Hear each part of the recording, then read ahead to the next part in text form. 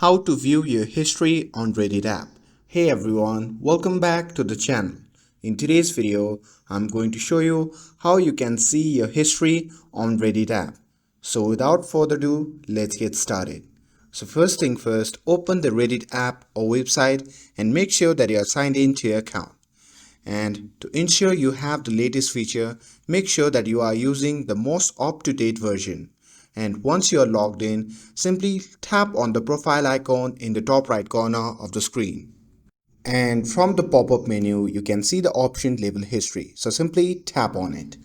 Now here, you will see a chronological list of your Reddit activity, including posts, comments, and upvotes. Scroll through and rediscover your past interactions. And that's it. That's how you can view your history on Reddit app.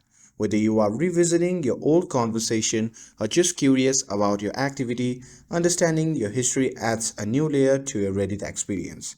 And with this, if you found this video helpful, then don't forget to like, share, and subscribe to get updated for more videos. Thanks for watching, and I'll see you in the next video.